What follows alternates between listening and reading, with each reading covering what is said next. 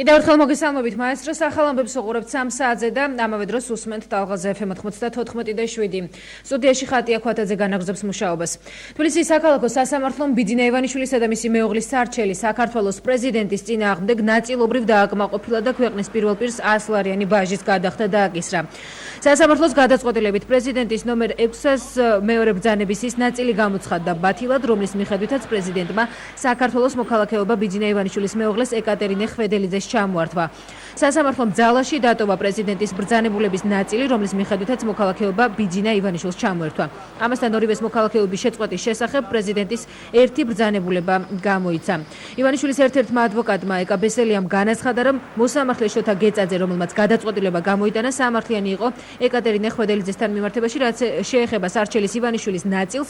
ბესელიას მიაჩნია, რომ მოსამართლემ ვერ გაუძლო პოლიტიკურ ზეწოლას და ივანიშვილთან დაკავშირებით სამართლიანი გადაწყვეტილება ვერ გამოიტანა. ივანიშვილის კიდევ ერთი ადვოკატი ზაქარია ქუცნაშვილი ამბობს, რომ ისინი თბილისის საქალაქო სასამართლოს გადაწყვეტილებას ივანიშვილთან დაკავშირებით გაასაჩივრებენ, მას შემდეგ რაც 14 დღიან ვადაში სასამართლოს გადაწყვეტილების დასაბუთებას სარეზოლუციო ნაწილს მიიღებენ. ამას გარდა ადვოკატები სათადარიგო გეგმის ამოქმედებასაც აპირებენ, რათა ივანიშვილმა საქართველოს მოქალაქეობა მიიღოს, თუმცა რა იგულისხმება ამ გეგმაში, ადვოკატებს ამ ეტაპზე არ დაუკონკრეტებიათ. ამავე დროს დღევანდელი გადაწყვეტილების შესახებ საქალაქო სასამართლო განცხადებას გაავრცელებს.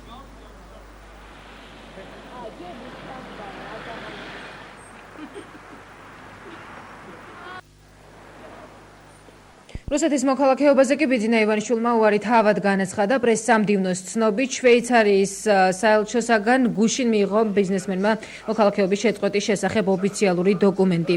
ამ დროისათვის ივანიშვილი მხოლოდ საფრანგეთის მოქალაქეა. რუსეთის მოქალაქეობის შეწყვეტის თხოვნით ბიძინა ივანიშვილმა საქართველოში შვეიცარიის საელჩოს რუსეთის ინტერესების სექციას 17 ოქტომბერს ოფიციალურად მიმართა.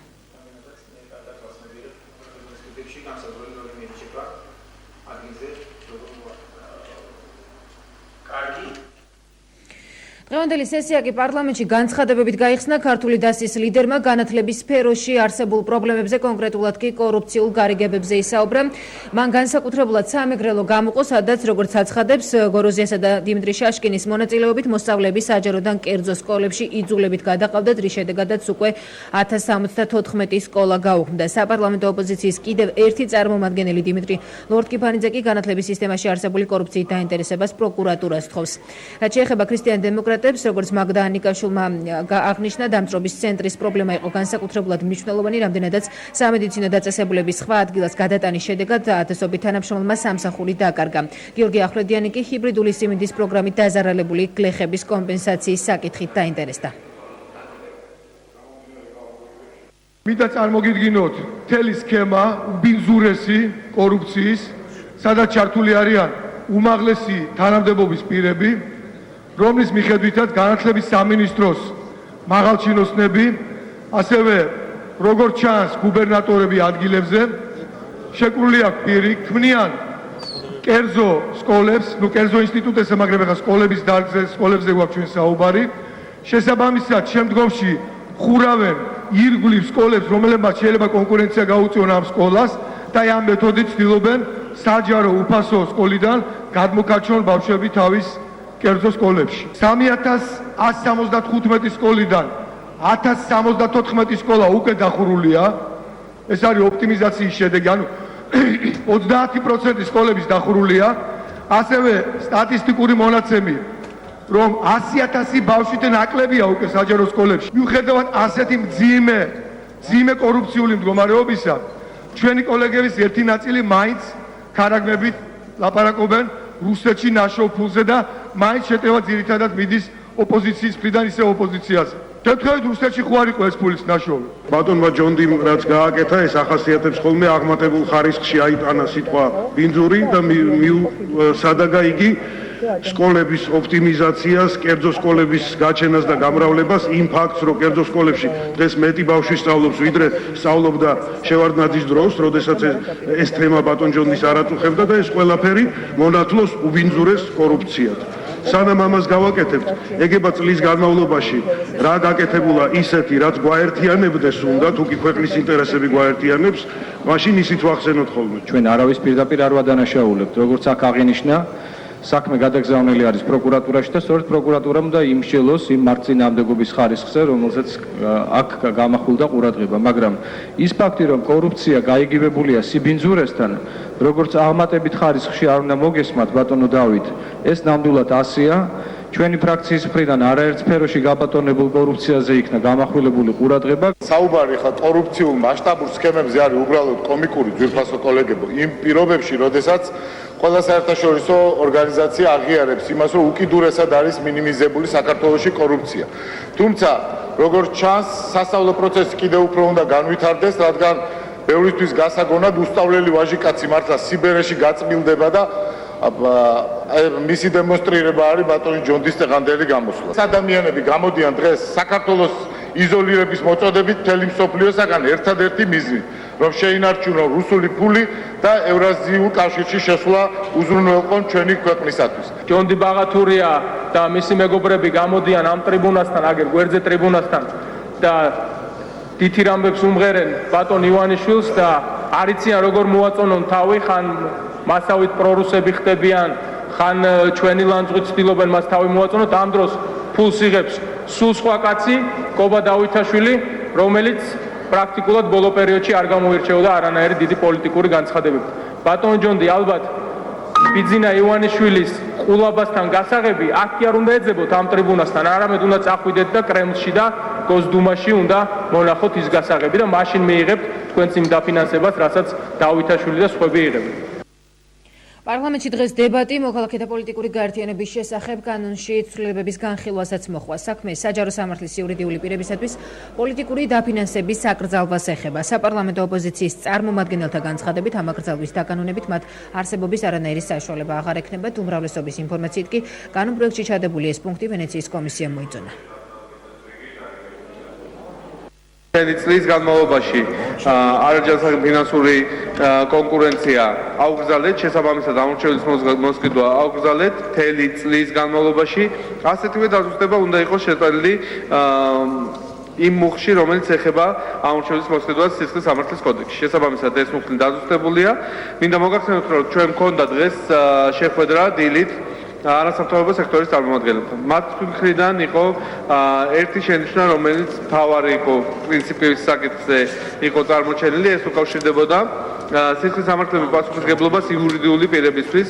რაც შეეხება ადმინისტრაციულ სამართალდარღვევათა კოდექსს, აქ ცვლილებების ერთ-ერთი მიზანი არის ის, რომ გადავიდეს ეს ნორმები, რომელიც უკავშირდებოდა ფინანსურ დარღვევებს კამპანიის პერიოდში ან ზოგადად პარტიის დაფინანსებასთან დაკავშირებით, ეს ნორმები გადავიდეს მოქალაქეთა პოლიტიკური გაერთიანების შესახებ კანონში და საარჩევნო კოდექსში. კონტროლის პალატა ხდება ის ორგანო, რომელიც გააკონტროლებს ამ შემთხვევაში პარტიების ფინანსებს. თქვენ რასაც ბრძანებთ, რომ საბოლოო ჯამში მე თუ ფულს ვაძლევ და ვამბობ, იმიტომ გაძლევ, რომ ხმა მომეც, მინდა გარკვეულოთ, რომ ამას არავინ არ ამბობს. და შესაბამისად ყურადშობილი ნორმა თუ არის, მაშინ რადგინა რომ აკდევს და თუ დევს იმისათვის, რომ გახდეს კონკრეტული კონიუნქტურის ან კონკრეტული სიტუაციის შესაბამისად რა დაგჭირდება იმის დამიხედვით მოახდინოთ მე დისკრიმინაციული გამოყენება ამ ნორმის. შერჩევითი სამართალი უკვე არ არის მხოლოდ ოპოზიციის ტერმინი, ეს უკვე არის სახელმწიფო დეპარტამენტის შეერთებული შტატების ესე იგი ტერმინი, რომელიც ამბობს, რომ ჩვენთან არის შერჩევითი სამართალი.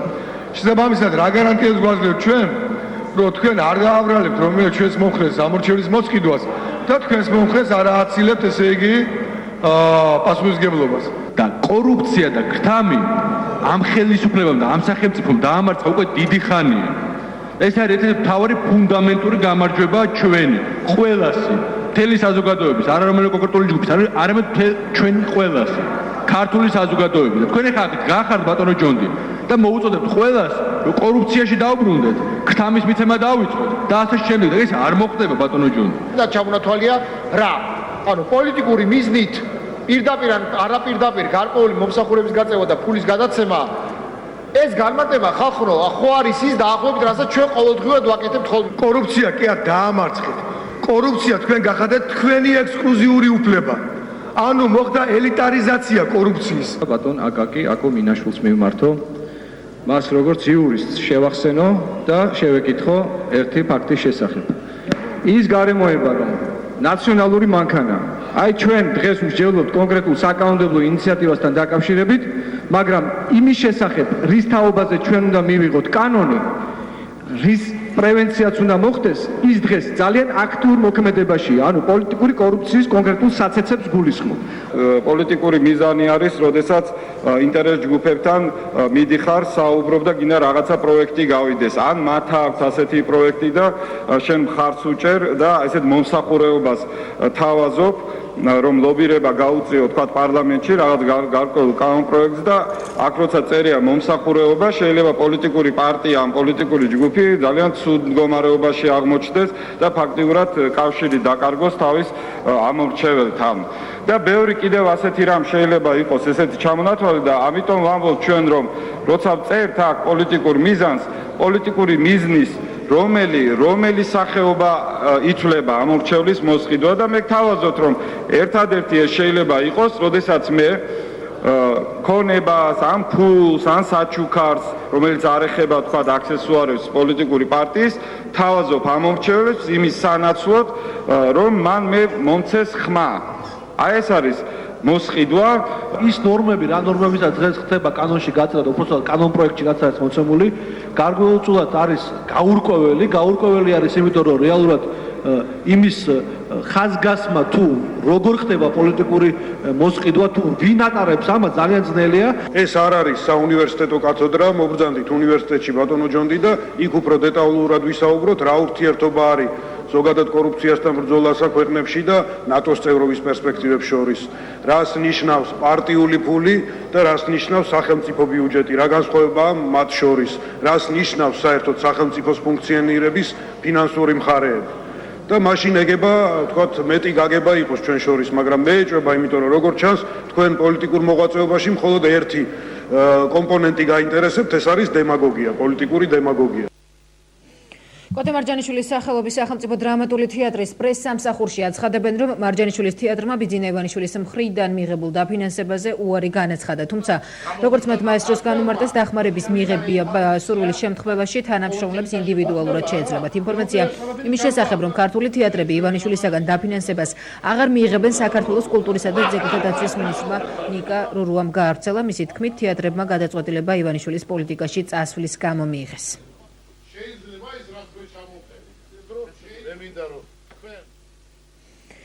ბიძინა ივანიშვილთან ურთიერთობა აკაკი ასათიანის ჟურნალისტებთან შეხვედრის ერთ-ერთი მთავარი თემაც აღმოჩნდა, როგორც მან პრაიმ ტაიმის პრეს-კლუბში საუბრისას განაცხადა, ივანიშვილთან მისი ურთიერთობის შესახებ დეტალური ინფორმაცია საზოგადოებას ახალი წლის შემდეგ ექნება. აგიხსენეთ, რატომ დავიშალეთ, რომ გავაუქმეთ ბლოკი. ისეთ რა ჩვენ ბლოკამდეც ქონდა ურთიერთობა და შეთანხმებული პოზიციები, თქვათ ფორუმს ტრადიციონალისტთა კავშირის ხნებავთ იგივე ქალთა პარტიას ქალბატონი გუგლის მეთაურობით, ბლოკის დროსაც და ბლოკის მერეც გვექნება ერთგვარი რაღაცა კოორდინირებული მოქმედება, მაგრამ ვიმეორებ, თუ რაიმე ტიპის თანამშრომლობაზეა ლაპარაკი ნებისმიერ პოლიტიკურ ძალასთან, ეს ჯობია გადაწყვეტილება ამის თაობაზე მიღებული იყოს დამოუკიდებლად ყოველი პარტიის მიერ. შეზღუდული პასუხისმგებლობის საზოგადოება იოლი ოფიციალურად უარყოფს გავრცელებულ ინფორმაციას, რომლის მიხედვითაც კომპანია მერიის პროექტ 1000 ჯიხურში მონაწილეობდა და ონლაინ აუქციონში გამარჯვების შემდეგ პრესის გამავრცელებელი ჯიხურების ადგილების მფლობელი გახდა.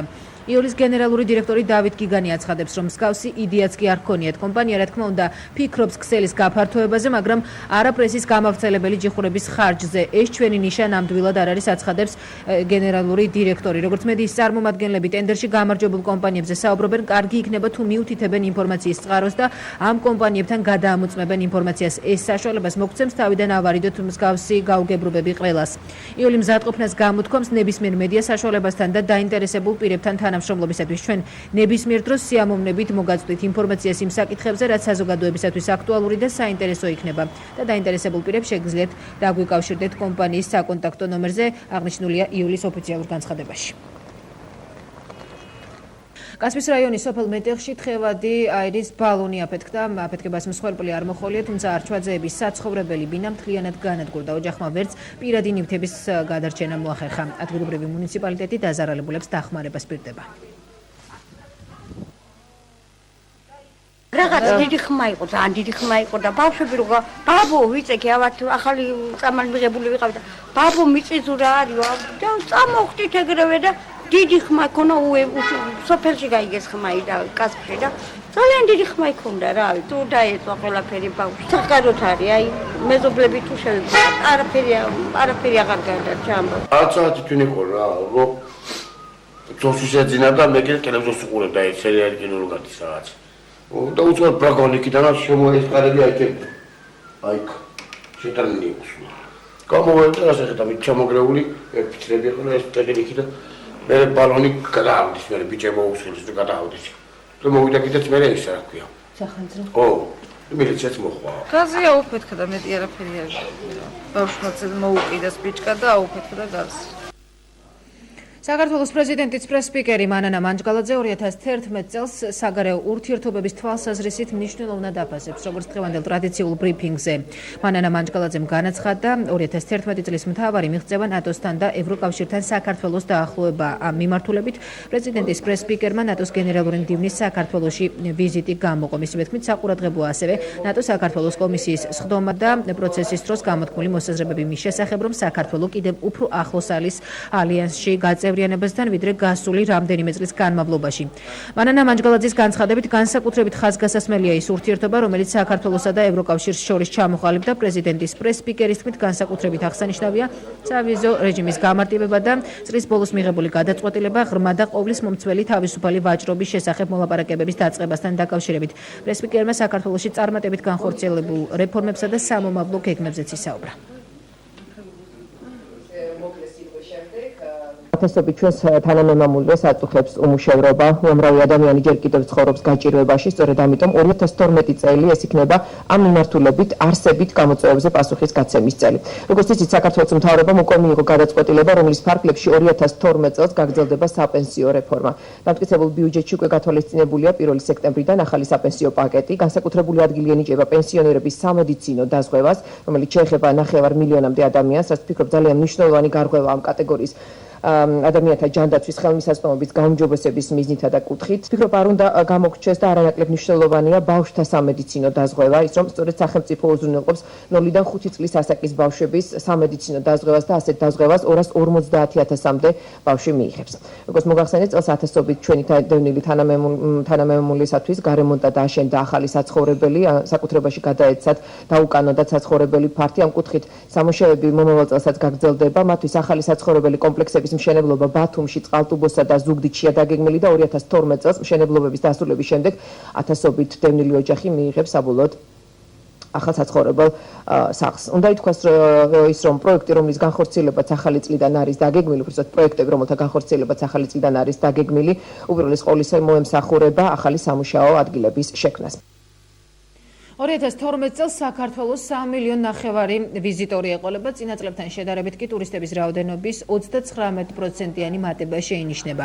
ამის შესახებ ეკონომიკისა და მდგრადი განვითარების მინისტრმა ვერონიკა ქობალიამ და პრემიერ-მინისტრმა ნიკა გილაურმა განაცხადეს. მინისტრებმა ტურიზმის დეპარტამენტის ხელმძღვანელისაგან 2011 წლის ანგარიში მოისმინეს და მომავალ წელს ტურიზმის სფეროში დაგეგმილ ღონისძიებებზე ისაუბრეს. ტურიზმის დეპარტამენტის ხელმძღვანელის მაია სიდამონიძის განცხადებით, მიმდინარე წელს მოქმედი და ახალი კურორტების განვითარების ინფრასტრუქტურის გაუმჯობესების კუთხით მნიშვნელოვანი ნაბიჯები გადაიდგა. მომავალი წლისათვის კი დასაქმების პორტალების, ტურიზმის ბიბლიოთეკისა და ტურიზმის ცენტრების გახსნა იგეგმება, რაც მომსახურების სერვისების გაუმჯობესებაზე იქნება ორიენტირებული. ეკონომიკის მინისტრის განცხადებით, იმისათვის რომ ქვეყანამ 2015 წლისათვის დაგეგმილ რაოდენობას, ანუ 5 მილიონ ტურისტს უმასპინძლოს, 23 ვარსკვლავიანი სასტუმროების განვითარებაა საჭირო, რადგან ტურისტების დაკვეთა შედარებით ხელმისაწვდომი ფასებია. ჩვენ უკვე 18 საინფორმაციო ცენტრი გავხსენით, ასევე მოხდა ასებული მარშრუტების მარკირება, ტურისტული მანიშნებლების დაინსტალირება და საინტერპრეტაციო დაფების დაყენება პრიორიტეტულ ადგილებში. მეორეს მხრივ, რა თქმა უნდა, აქტიური კამპანია მიმდინარეობდა საერთაშორისო ბაზრებზე, რომ გაგვეზარდა საქართველოს ცნობადობა. ყველაზე დიდი ძალისხმევა, რა თქმა უნდა, მიიმართება დასაქმების და განათლების ხარისხის გაუმჯობესებაზე ტურიზმის ინდუსტრიაში, იმიტომ რომ ეს პირდაპირ აისახება მომავალში მომსახურების ხარისხზე, რომელიც ჯერჯერობით კვლავ პრობლემატურია. აქედან გამომდინარე, ჩვენ ვაპირებთ, რომ გავხსნათ ახალი ტურიზმის სასწავლო ცენტრი, სადაც შეიძლება ცხოველებს აიმაღლონ კვალიფიკაცია. იმისთვის რომ ჩვენ მივახციოთ ჩვენ გეგმას 2015 წელს 5 მილიონი, აუცილებელია რომ ტურისტული ინფრასტრუქტურა უფრო მეტად განვითარდეს, უფრო მეტი სასტუმროები გჭირდება, უფრო მეტი დასასვენებელი ცენტრები და აუცილებელია რომ სერვისიც განვითარდეს ამ სფეროში. აბალბიუჯეტიანი სასტუმროები, 2-3 ვარსკვლავიანი სასტუმროები, ეს არის ის მოთხოვნა, რომელიც წელს ჩვენ მივიღეთ ტურისტებისგან და ზუსტად ამ კუთხით ჩვენ გვინდა რომ გავესაუბროთ ინვესტორებს, როგორც უცხოელ, ასევე ადგილობრივ ბიზნესმენებს და შევთავაზოთ, ჩვენ გვაქვს უკვე ტურისტული ზონები, როგორც ანაკლიაში, ასევე ქობულეთში და შევთავაზოთ ასეთი პაკეტები და კონკრეტულად დავაინტერესოთ უფრო მცირ ბიუჯეტიან სასტუმროებში. შეხვედრა ტუროპერატორებთან, სასტუმროებთან, მცირე სასტუმროების წარმომადგენლებთან თუ რა პრობლემები აქვთ, რა შეიძლება გამოსწორდეს. ჩემი აზრით უფრო მეტი აქტიურობა მართებს მათ თვითონ, თუმცა აქ რამოდენიმე რამე შეიძლება გამოვყოთ, რომ ჩვენ შეგვიძლია გავაკეთოთ, დავეხმაროთ, თუნდაც ელექტრონულ ჯავშანზე როცა არის ლაპარაკი, თუნდაც ფრენების დაჯავშნაზე როცა არის ლაპარაკი, იქ გარკვეულ პრობლემებს აწყდება კერძო სექტორი, რაც შეუძლია სახელმწიფოს გარკვეულწილად გადაუწყვეტოს. შესაბამისად, ეს შეხვედრა ჩვენ გვქონდა სწორედ აი ესე გათვალისწინებული, რომ მოგვესმინა ასე თქვა ტურიზმის დეპარტამენტის ანგარიში, მაგრამ გარდა ამისა გაგვეგო თუ კონკრეტულად რა პრობლემები გააჩნია კერძო სექტორს, რა პრობლემები გააჩნია ტუროპერატორებს, რა პრობლემები გააჩნია კერძო სასტუმროებს. ამ ყველაფერს გავითვალისწინებთ და შესაბამისად მომავალ წელს კიდე რამოდენიმე სიახლეს შევთავაზებთ ჩვენს აი ამ მიმართულებით საზოგადოებას. სამომავლო გეგმების შესახებ დევნილთა და განსახლების მინისტრმა ისაუბრა კობასობელიანმა ჟურნალისტებს, ჯერ კიდევ მიმდინარე წლის ანგარიში გააცნო და გაწეული სამუშაოებიც შეაფასა. მინისტრის განცხადებით, საცხოვრებელი ფართით 2011 წელს 28,000 ოჯახი დაკმაყოფილდა, დევნილთა ნაწილმა კი ფულადი კომპენსაცია მიიღო. 2011 წელსვე დაიწყო დევნილებისათვის საცხოვრებელი ფართების დაკანონება და ინდივიდუალური გამრიცხველიანება. მომავალი წლისათვის კი სამინისტროს ცენტრალური ბიუჯეტიდან 33 მილიონი ლარი აქვს გამოყოფილი. მომდევნო წელს 10,000-მდე დევნილის ფართით დაკმაყოფილება, ასევე დაწყებული რეფორმების გაგრძელება იგეგმება. ყველაზე მთავარი იყო ის, რომ დაკანონების პროცესი გრძელდება, მიმდინარეობს, ასევე მთავარი მოვლენა თვლი ახალმშენებლობებს, მაგალითად ფორტში, ზუგდიდში, წყალტუბოში 1300-მდე ოჯახი შევასახლეთ ფორტში. მართლა გაუსაზღლესი პირობებიდან გამოვიყვანეთ. მიმდინარეობს მშენებლობა ამ წუთებშიც წყალტუბოში, ბათუმში, ზუგდიდში. ასევე რეგიონებში იგეგმება სარეაბილიტაციო სამუშაოები 28,000 ოჯახი, რომელიც ამ მომენტისთვის ითვლება დაკმაყოფილებლად, გვინდა გავზარდოთ კიდე 10-ით. და გახდება 38,000-მდე ოჯახი. ეს არის მომავალ წლის გეგმა. 2011 წლის მნიშვნელოვანი მიღწევები უზენაესმა სასამართლომაც შეაჯამა. კონსტანტინე კუბლაშვილის თქმით, მთავარი მიღწევა ნაფიც-მსაჯულთა ინსტიტუტის ამოქმედება. კუბლაშვილმა ელექტრონულ პროგრამებზეც ისაუბრა, რომელიც სასამართლოს სისტემაში სწორედ 2011 წელს შემოვიდა. უზენაესი სასამართლოს თავმჯდომარემ სასამართლოს მიმართ მოქალაქეთა ნდობის გაზრდაზეც ისაუბრა და განაცხადა, რომ მისთვის ეს ერთ-ერთი მნიშვნელოვანი საკითხია. წელს ჩატარდა პირველად ნაფიც-მსაჯულთა სასამართლოს 2 სხდომა და ეს ნიშნავს სწორედ იმას, რომ ხალხი მიდის სასამართლოში, სასამართლო არის ღია და თავად გამოაქვს ხალხს გადაწყვეტილება. გარდა ამისა, სასამართლო სისტემაში, უზენაეს სასამართლოში კონკრეტულად ამოქმედდა 2 გადაწყვეტილებათა საძიებო სისტემა. ეს სისტემები ეხება როგორც მიმდინარე აქტუალურ გადაწყვეტილებებს, ისე საარქივო გადაწყვეტილებებს და ამ სისტემებით ყველას სახლიდან და ოფისიდან გაუსვლელად შეუძლია მოიძიოს მისთვის სასურველი გადაწყვეტილება და ეს კიდევ უფრო ზრდის, რა თქმა უნდა, ხელმისაწვდომობას სასამართლოზე. კიდევ ერთი ძალიან მნიშვნელოვანი პროექტი, რომელიც ჩვენ განვახორციელეთ 2011 წელს, ეს გახდა პირველი ინსტანციის სასამართლოებში ელექტრონული საქმის წარმოების პროგრამის დანერგვა. ამ პროგრამით ასევე მიიღწევა ხელმისაწვდომობა.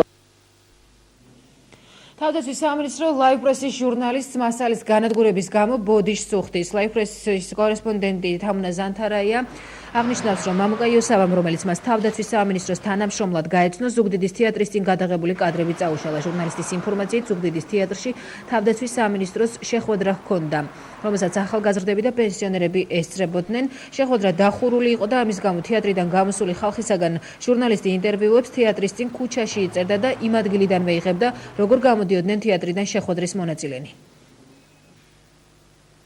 შეხვედრაზე საუბარი იყო, ანუ საერთაშორისო სამინისტროს წარმომადგენლების თავაზობდნენ სამხედრო სარეზერვო სამსახურს. მოვიდოდეთ მე და ჩემმა კოლეგამ ნინა თოვერაიამ შეხვედრაზე დასწრება, თუმცა გითხრათ, რომ შეხვედრაზე დასწრება არის აკრძალული.